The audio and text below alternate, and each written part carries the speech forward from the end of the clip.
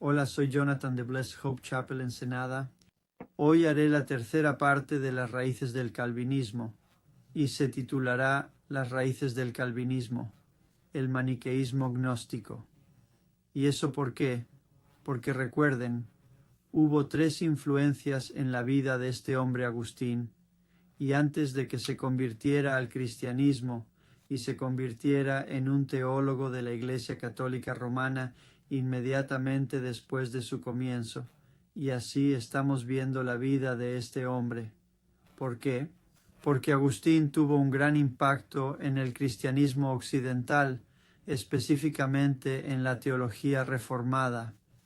Martín Lutero fue un estudiante bajo las enseñanzas de Agustín, y Juan Calvino, él mismo, en sus escritos, menciona a Agustín 4119 veces en sus escritos.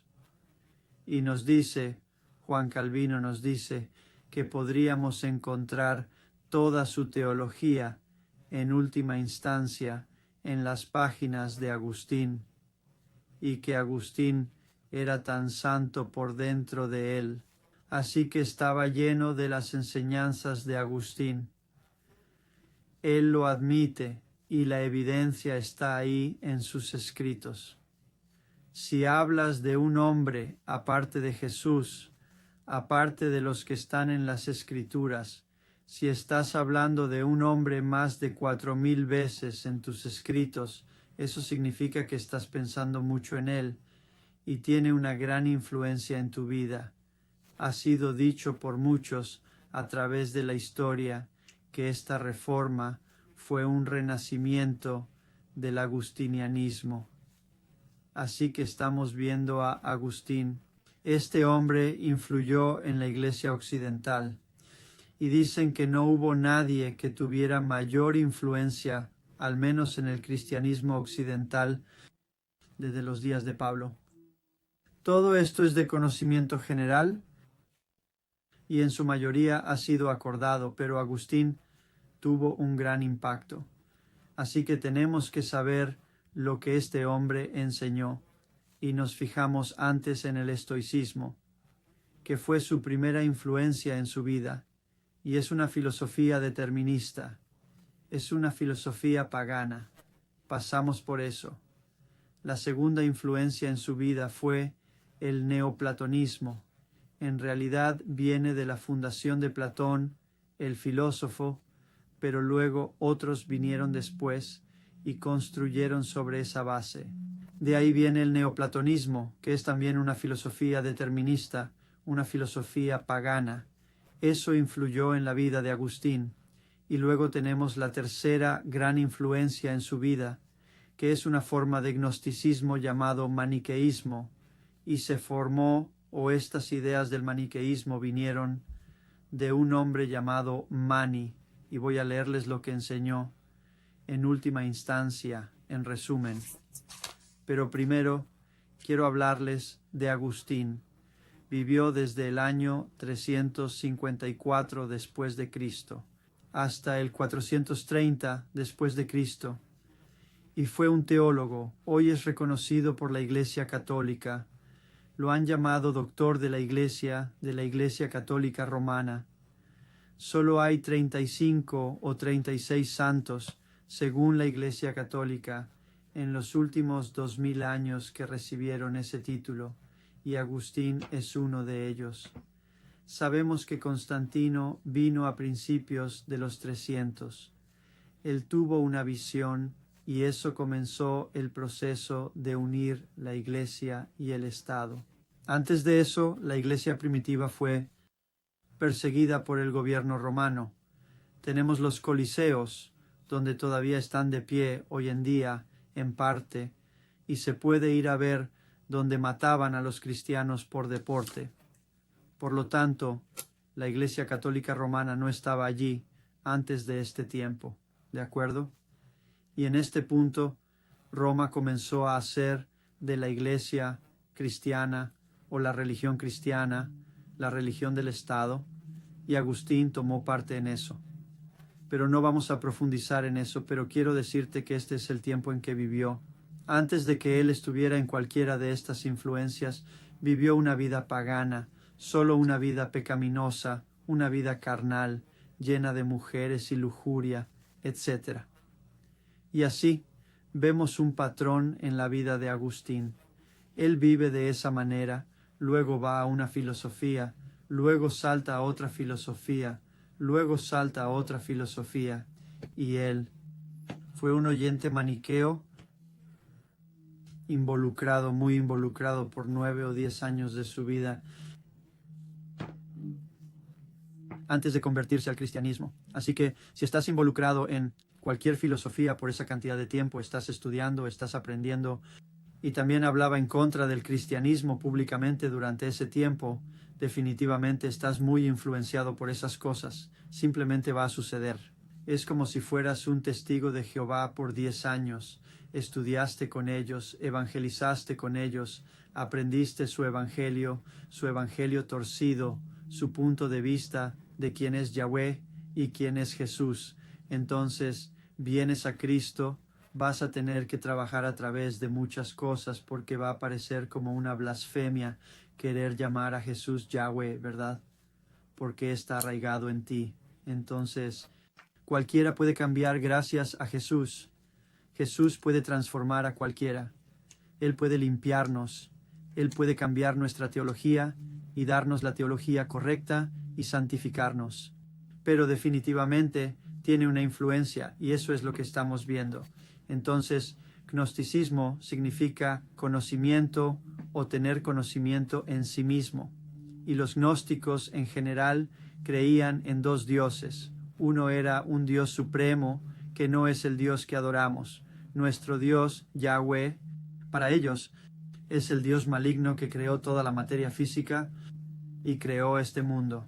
Y por lo tanto, todo lo que es físico, según los gnósticos, es malo. Y lo que es espiritual y luz, eso es bueno.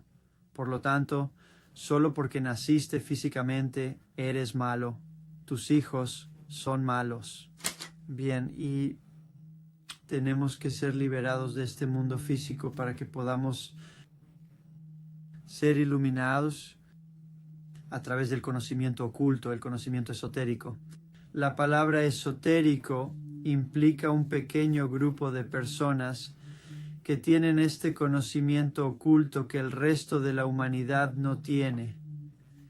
Esa es una forma sencilla de entender la palabra esotérico, y en eso consiste el gnosticismo, este grupo especial elegido que obtiene este conocimiento que el resto no puede obtener o no lo tiene.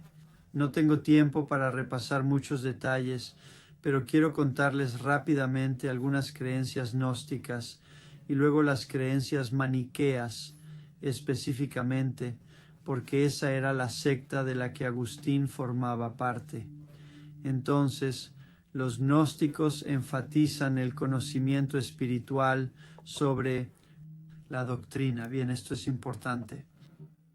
Los gnósticos, los maniqueos, estudiaban las escrituras.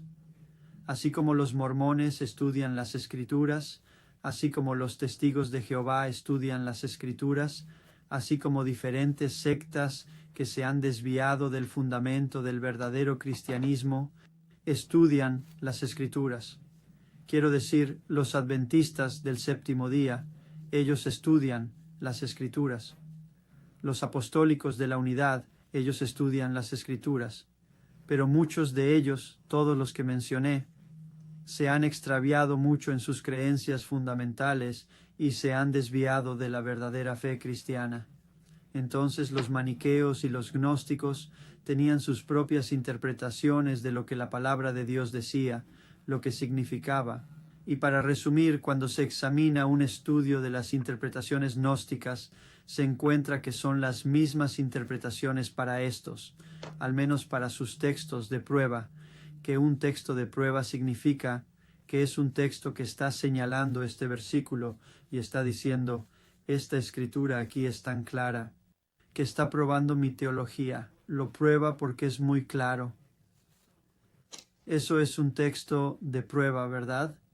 Y los textos de prueba maniqueos y los textos de prueba gnósticos que usan para defender sus malas interpretaciones de quién es Dios y cómo es Él y cómo es el mundo. Esos son los mismos textos de prueba que son usados por los calvinistas hoy. Y la mayoría de ellos creo que no tienen idea de que tienen el mismo entendimiento e interpretación de lo que la iglesia primitiva condenó como herejía, ¿de acuerdo? La iglesia primitiva se opuso a estas creencias gnósticas e interpretaciones falsas o interpretaciones erróneas de estos pasajes durante los primeros 300, 400 años hasta 430 después de Cristo. Después de que Agustín murió y sus escritos influenciaron a la gente futura. Antes de ese tiempo, todos los escritores de la iglesia primitiva, donde hay alrededor de 85 u 84 escritores de la iglesia primitiva que han sido bien estudiados, y al menos 50 de ellos han hablado en contra de estos diferentes temas, estos diferentes textos de prueba de los gnósticos. Tenemos a Ireneo, que fue discípulo de Policarpo. Policarpo fue un discípulo directo de Juan el Apóstol. Juan, que fue enseñado por Jesús. Juan, que escribió el Evangelio de Juan. Juan, que escribió primera, segunda y tercera de Juan. Juan, quien recibió revelaciones y lo escribió para nosotros, que sobrevivió a todos los otros apóstoles. Así que este mismo Juan discipuló a Policarpo. Si lees sus escritos de la iglesia primitiva, un hombre muy piadoso, lleno de las Escrituras. Su vida es tan convincente para mí leer su vida, y cuán piadoso era en verdad. Así que su discípulo, Policarpo, fue Ireneo, o uno de ellos fue Ireneo. Así que yo votaría que probablemente Juan hizo un muy buen trabajo discipulando a Policarpo. Y al leer sus escritos verás que es verdad. Si lees el testimonio de su vida, verás que es verdad. Y yo votaría para decir que Policarpo, en su piedad y siendo equipado por el apóstol Juan, probablemente hizo un muy buen trabajo equipando a Ireneo. Y podríamos, a través de la lógica y la razón, entender que Ireneo sería mucho más familiarizado exactamente con lo que Juan probablemente enseñó a Policarpo. Porque Policarpo enseñó a Ireneo, e Ireneo fue un escritor prolífico. Escribió volúmenes y volúmenes de lo que ahora tenemos en la historia de la Iglesia, los padres antionasianos. Y 5 volúmenes escribió Ireneo, solo 5, titulados Contra la herejía. Tiene otros escritos, pero estos 5 se titulan Contra la herejía, y la mayoría de ellos atacan o se oponen al gnosticismo, y defendiendo que el hombre retuvo la imagen de Dios después de la caída, que el hombre retuvo el libre albedrío, propia voluntad, después de la caída de Adán. Todos los primeros padres de la Iglesia antes de Agustín defendieron esto, porque creo que este es el fundamento del calvinismo, es la eliminación del libre albedrío y la libre elección del hombre.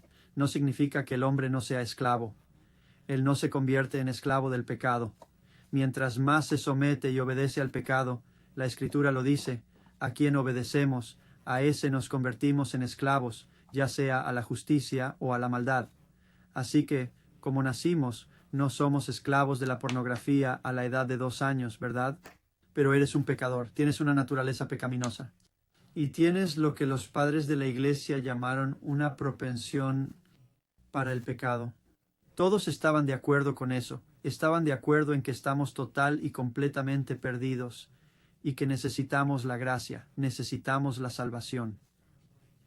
Ellos no eran el término por decir, este término pelagiano, lo que eso representa hoy. Ellos no creían que podemos hacer todas las cosas por nosotros mismos.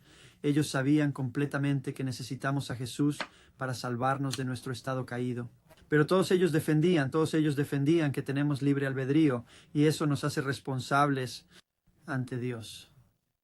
Porque no es Dios quien te hace pecar, no es el diablo quien te hace pecar, y ni siquiera puedes culpar a tu naturaleza caída que mencionaron allí. No puedes culpar a tu naturaleza y decir peco porque es mi naturaleza. No, pecamos por elección. Y es por eso que a través de las Escrituras vemos, la Biblia nos dice, y Dios nos dice en el Antiguo y Nuevo Testamento, que hay un día en que Dios nos juzgará de acuerdo a lo que hemos hecho, ya sea bueno o malo. Lo vemos en Corintios, Pablo persuadiendo a los hombres, porque hay un día en que seremos juzgados en justicia a través de Jesucristo. El capítulo 12 de Eclesiastés, solo para darles algunos pasajes, dice exactamente lo mismo. Debemos temer a Dios, guardar sus mandamientos. ¿Por qué? Porque vamos a ser juzgados en justicia de acuerdo a lo que hemos hecho. Y cuando tienes libre albedrío y puedes escoger de una manera o de la otra, cuando Dios te presenta y te dice en Deuteronomio 30, versículo 19 y 20, te dice, yo pongo delante de ti, o les dijo a los hijos de Israel, yo pongo delante de ti la vida y la muerte, la bendición y la maldición. Escoged pues la vida, para que viváis vosotros y vuestros descendientes. Ese hermoso pasaje que he utilizado al razonar con calvinistas de hoy, y yo no diría que están todos perdidos. Hay algunos que creo que aman al Señor, así como hay algunos pentecostales que aman al Señor, algunos bautistas que aman al Señor y algunos no denominacionales. Pero esos versos me vinieron a la mente al considerar cuando la gente está desafiando el hecho de que nosotros somos capaces de hacer una elección hacia el bien o el mal. Y Dios claramente les dice en el Antiguo Testamento, estoy poniendo delante de ti la vida y la muerte. Elige la vida para que puedas vivir. Lean Ezequiel 18 en su tiempo libre. Es simplemente un poder que te dice que a Dios no le agrada la muerte de los malvados, sino que se conviertan y vivan. Son los versículos 23 y 32. Pero todo el capítulo está lleno, diciéndote que el alma que peca morirá. Si un hombre está viviendo en justicia y luego se vuelve de eso, entonces morirá en su pecado. Él pagará el precio por su pecado. Si él está viviendo en pecado y se vuelve de eso, se arrepiente y él empieza a caminar en justicia, él vivirá. Eso se llama fe en el Antiguo Testamento. Hasta que Cristo vino, pagó el precio a través de su sangre, ahora podemos entrar al cielo y ser completamente lavados por dentro y por fuera de nuestro pecado. Amén. Y que nuestra conciencia quede limpia gracias a la sangre del Cordero. Gracias, Señor. Bien, pero este hermoso pasaje, lo que me encanta es que como yo estaba pasando por Tertuliano, creo que es que él está defendiendo, está hablando en contra del gnosticismo y está defendiendo que el hombre tiene libre albedrío, que es responsable ante Dios por esta voluntad, que es 100% responsable de sus propios actos. No puede echar la culpa a no haber sido elegido por Dios y que estaba predestinado a la condenación. Él tiene libre albedrío, y si rechaza a Dios es su culpa. No es porque fue diseñado para rechazar a Dios, ¿de acuerdo? Pero Tertuliano usa el Deuteronomio 30 de la misma manera para demostrar, dice, si Dios está usando este pasaje para demostrarte, es un ejemplo de que tenemos libre albedrío. Él no te lo diría a menos que tuvieras la capacidad de elegir la vida o elegir la muerte. Elegir, ¿verdad? De lo contrario, Dios está siendo cruel. Así que no solo Tertuliano dijo esto, sino que también encontré en los escritos de Agustín que durante los primeros 25 años de su conversión enseñó lo que la iglesia primitiva enseñaba, y de eso no hablan mucho la escuela de pensamiento calvinista. Eso no se menciona mucho. ¿Por qué? Porque las cosas que dijo al principio son opuestas al calvinismo. Dijo lo que dijeron los padres de la iglesia primitiva y el que lo bautizó. Ambroso creo que se llamaba. Al igual que los padres de la iglesia primitiva, enseñó que tenemos libre albedrío, el mismo hombre que bautizó a Agustín. Así que durante 25 años, Agustín enseñó que tenemos libre albedrío. Enseñó la responsabilidad del hombre ante Dios. Bien, él enseñó estas mismas cosas. No fue sino hasta los últimos 18 años de la vida de Agustín que regresó a sus puntos de vista deterministas y gnósticos. después de que tuvo algún tipo de encontronazo con los pelagianos. Eso es para otro mensaje. Así que quiero decirles rápidamente lo que creían los maniqueos. ¿Qué creían? ¿Por qué? Ustedes van a ver algunas de estas cosas en el calvinismo de hoy. Ellos creían que el cuerpo físico era malo, el espíritu era bueno, dar a luz a un niño es pecado, el sexo es malo. Ahora eso llegó a la Iglesia Católica. Los católicos, muchos de ellos, crecen pensando que el sexo es malo. Conozco a una señora que pasó toda su vida alejada de su marido, no pasaba tiempo con él íntimamente, hasta que al final se dio cuenta de que no era correcto, y se arrepintió de haberlo hecho. Pero eso lo sacó de la Iglesia Católica, que es por lo que procrean, porque esa es la única razón por la que deberías tener sexo, obviamente. Pablo le dice a Timoteo que estas son doctrinas de demonios, no casarse, prohibir casarse, que es lo que hace la Iglesia Católica, abstenerse de ciertos alimentos que Dios ha creado para que los recibas con agradecimiento, para darle gloria a Él mientras disfrutas las cosas buenas de la vida. Estas son doctrinas de demonios para robar a la humanidad y a los cristianos de cosas que Dios dice que son buenas. El sexo es bueno, es un regalo dentro de los límites del matrimonio. No es algo malo, pero para los gnósticos y los maniqueos sí lo era. Y Agustín, solo para notar, se hizo célibe por el resto de su vida después de convertirse a la Iglesia Católica Romana, el catolicismo romano. No quiere decir que esa fue una decisión equivocada o que el motivo era ser gnóstico. Pero yo diría que creo que vino de esa influencia de su punto de vista sobre el sexo en el pasado. Así que incluso un deseo humano por el sexo es pecado. Y la pasión sexual durante relaciones íntimas transmite el pecado al niño, a los hijos. Los maniqueos creían que las personas eran unilateralmente, eso significa unilateralmente, una decisión tomada solo por Dios, predestinadas antes de nacer por el supremo Dios bueno, no Yahvé, a ser elegidas o condenadas independientemente de sus decisiones personales. Ahora, usted podría decir, si usted ha sido influenciado por el calvinismo, lo cual todos hemos, si estamos en este mundo y somos cristianos, usted escucha a la gente, usted no tiene idea de que ellos son calvinistas, ellos son reformados, y esos pensamientos se meten en nuestras cabezas, se meten en nuestras mentes, empezamos a mirar a través de esos lentes, y sí, es muy convincente. Si no eres consciente de esto, de dónde vino, entonces sí nos va a influir, ¿de acuerdo? Pero escucha, la iglesia primitiva antes de Agustín, ¿sabes lo que creían acerca de la predestinación? Pero ellos lo creían, yo también. Cada palabra de la Biblia, ¿sabes? Es pura. Es un escudo para los que confían en él. Proverbios 30, versículo 5. Pero la predestinación fue creída por los primeros padres de la iglesia, que era Dios eligiéndote, predestinándote a la vida eterna basado en la presciencia de aquellos que más tarde tendrían fe. ¿De acuerdo? Eso es importante, que si los primeros padres de la iglesia creyeron esto antes que Agustín por 400 años, creían y enseñaban que la predestinación es Dios eligiéndote basado en su conocimiento de aquellos que luego creerán. ¿De acuerdo?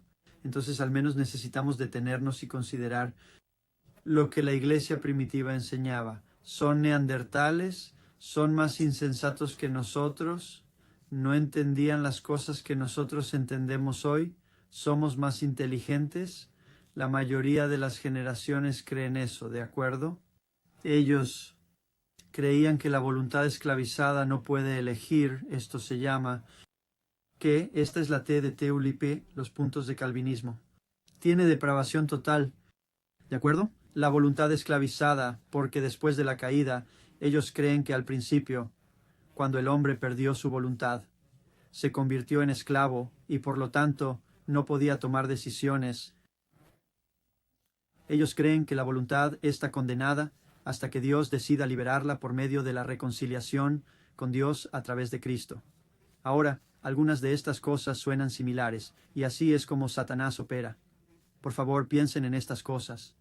Piensen razonablemente en lo que les estoy diciendo. No estoy diciendo algo que es solo por mi propia teología. Mis creencias y las creencias de los primeros padres de la Iglesia se esfuerzan por alinearse con la Iglesia, los primeros padres de la Iglesia, y más importante, lo que la Biblia enseña. Antes de que yo hubiera oído hablar del calvinismo, había estado en un discipulado donde me ayudaron a leer la palabra y había leído toda la Biblia tal vez 9 veces, el Nuevo Testamento 6 veces más. No lo digo para jactarme, no significa nada. Puedes leer la Biblia 1.000.000 de veces e irte al infierno, pero mi punto es solo la palabra, la palabra, la palabra, la palabra. No nos permitieron comentarios el primer año. Nos advirtieron que no leyéramos demasiados libros, y así mi influencia vino de la palabra. Y cuando escuché los 5 puntos del calvinismo presentados a mí, las señales de alarma se encendieron inmediatamente. Espera un segundo, no estoy de acuerdo con eso, y eso, y eso, y eso. Sí, somos depravados, pero los otros puntos, y ahora he aprendido los otros puntos con los que no estaba de acuerdo, la depravación total. Ahora que sé lo que los calvinistas quieren decir con eso, quieren decir que, porque estás muerto en el pecado, en Efesios 2, que no se puede hacer una elección, no puedes responder a Dios. Incluso cuando Dios te llama, está llamando a alguien que no puede responder, y por lo tanto Dios tiene que forzosamente enviviserte y luego darte fe para creer el Evangelio. Y eso es al revés, eso es lo contrario por todas las Escrituras. Es creer en el Señor Jesucristo y serás salvo. Juan capítulo 1 nos dice, y en el versículo 11 o 12, dice que los que lo recibieron, a ellos les dio el derecho de ser hijos de Dios, a los que creen en su nombre. Y luego continúa el siguiente versículo 13, para decirnos que no hemos nacido del hombre, no de la voluntad, sino de Dios, sino de lo alto. Así que ese es el orden. Recibes a Cristo, crees en su nombre, y se te da el derecho de ser hijo de Dios, y naces de arriba. Efesios capítulo 1, versículo 13 te dice que después de que oyeron el evangelio de su salvación y creyeron, entonces fueron sellados con el Espíritu Santo, lo cual fue prometido a ellos y prometido a ti. ¿Cuál fue el orden? Es que oyes el evangelio, crees el evangelio, y luego eres salvo, y luego recibes el Espíritu Santo. Bueno, pero he escuchado a Paul Washer, a quien adoro, enseñando a jóvenes y diciéndoles que todas las confesiones bautistas declaran que debes nacer de nuevo para creer, y que no se cree para nacer de nuevo. Y sin embargo todas las Escrituras enseñan que se cree hacia vida eterna. Cree en mí. ¿Qué hay de Isaías 45, 22? Mirad a mí, todos los confines de la tierra, y sed salvos, porque yo soy Dios y no hay otro. De acuerdo, una y otra vez. Romanos capítulo 10. ¿Cuál es el proceso que Dios manda a alguien a predicar? Predica el Evangelio, una persona oye el Evangelio, cree el Evangelio y se salva. ¿De acuerdo? Así que ellos creían, los maniqueos creían que se te debe dar un don de fe que solo algunos pueden tener y otros no. Eso es calvinismo hoy, lo siento, pero esa es la verdad. ¿Escucharon eso? A eso se opuso la iglesia primitiva y fue considerado herejía. Puedes leer los padres de la iglesia por ti mismo. Te animo a que vayas a leerlos. Vayan a leer a Tertuliano, Ireneo e Ignacio. Vayan a leer a estos hombres. Lean a Justino Mártir. Lean a estas personas. Lean a Clemente de Alejandría. Lean al otro Clemente. Vayan a leer a estos padres de la iglesia y vean lo que enseñaban, ¿de acuerdo? El don es la gracia de Dios. En Efesios 2 es un don de Dios, no por obras, para que nadie se jacte. Dice, ustedes son salvos por gracia mediante la fe, y eso no de ustedes es el regalo de Dios, no de obras, para que nadie se jacte. En realidad fueron los gnósticos y los maniqueos que malinterpretaron Efesios 2, 8 y 9 para fijar el don en la fe misma, diciendo que la fe era un don, que en otras palabras no se puede creer a menos que Dios elija desde antes del tiempo, incondicionalmente, sin ninguna razón. Él elige, voy a poner la fe, infundir fe e infundirla en Él. Creo que fueron los estoicos. Ellos creían que la fe debe ser, o la semilla debe ser infundida en ti para despertar tu alma muerta, ¿verdad? Y los gnósticos también creían eso. Dios debe despertar tu alma muerta, y lo hace. Él nos hace vivir, pero tenemos que leer todas las escrituras para entender cómo Dios trató con los hombres desde el principio. Los hombres siempre han sido capaces de responder a Dios. Se me acabó el tiempo, pero escucha, los hombres siempre han sido capaces de responder a Dios. Génesis capítulo 3, después de la caída, Adán está ¿qué? Muerto en pecado. Sí, lo está. Eva muerta en transgresión y pecado. El versículo 9 nos dice que Dios fue a buscarlo. Eso es lo que hace. Él nos persigue primero, ¿de acuerdo? Él inicia, Él llama, Él nos ofrece la vida, nos ofrece gracia, nos ofrece misericordia, nos ofrece una vía de escape. Versículo 9, Dios persiguió a Adán y le dijo, ¿dónde estás? Versículo 10, Adán dice, capítulo 3, versículo 10 del Génesis, Adán dice, me escondí de ti porque estoy desnudo. Así que el hombre se esconde, el hombre responde a Dios. ¿Ves eso? Bien, ve a leerlo por ti mismo. La siguiente persona que nació, ¿quién es? Caín, el asesino, y su hermano Abel después de él. Antes de esto, lee, creo que está en el capítulo 4 de Génesis. Mira lo que Dios hace. Él viene a Caín. ¿Estaba Caín muerto en pecado? Sí, lo estaba. Bien, ¿habló Dios a Caín? Sí, le habló. Antes de que asesinara y después de que asesinara, y le advirtió, le preguntó, dijo que si haces el bien, que no serás aceptado, pero si haces el mal, entonces no lo serás. Así que de nuevo, Él está poniendo delante de este hombre que está muerto en pecado, que en realidad significa estar separado de Dios. Isaías 59:2 dice que vuestros pecados han hecho separación y han escondido de vosotros el rostro de Dios para no oír. Tus transgresiones han hecho una separación entre tú y tu Dios. Isaías 59:2. Esa es la definición de estar muerto en pecado, bíblicamente. No el punto de vista maniqueo y no el punto de vista calvinista, que dice que no puedes responder a Dios. Así que voy a tener que hacer una segunda parte, porque me tengo que ir. Pero espero que puedas considerar estas cosas. Mastícalas, considera y razona. Si eres una persona que busca la verdad, amas la verdad, entonces al menos debes considerar estas cosas, porque sabes que lo que te estoy diciendo es verdad. Te estoy enseñando los pasajes de las Escrituras. Sabes que Caín fue advertido por Dios, y Dios incluso le dice, tu semblante ha cambiado. Él dice, y el pecado se agazapara a la puerta, y su deseo es por ti. Pero ¿qué le dice? Debes dominarlo, ¿de acuerdo? Piensa en eso, es un hombre muerto en pecado. ¿Cómo puede siquiera dominar nada? Está muerto, no puede hacer nada, ni siquiera puede escuchar a Dios en este momento, pero lo está. Porque eso no es lo que la Biblia quiere decir con muerto en pecado. Es una separación de Dios. Pero hay partes de su facultad todavía capaz de comunicarse con Dios, hablar con Dios. Y vemos que desde el principio hasta el final, que Dios persigue a los hombres. ¿Para qué vino Jesús al mundo? Para buscar y salvar lo que está perdido. Él es un buen pastor. Él nos llama. O rechazamos o respondemos con fe. Jesús nos reprende por no tener fe, lo que implica que eres capaz de responder a Dios.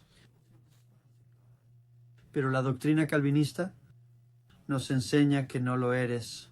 John MacArthur, que es un erudito increíble, quiero decir que respeto muchas de las cosas que ha hecho, pero desafortunadamente no puedo alinearme a su calvinismo. Él es mucho más inteligente que yo, pero eso no importa. La verdad es lo que importa, ¿de acuerdo? No sigas a alguien solo porque tiene un pedazo de papel, un título de doctorado, o porque puede hablar bien, porque tiene un vocabulario más grande. Eso no importa. Dios elige a los necios para confundir a los sabios. No muchos nobles son llamados, dice Pablo a los Corintios. Pero MacArthur dice en uno de sus sermones, lo tengo grabado, pero dice que fuimos programados para creer mentiras. Y él continúa diciendo que no somos capaces de creer la verdad cuando la escuchamos. Así que eso es el calvinismo. Dios debe infundir la fe en ti,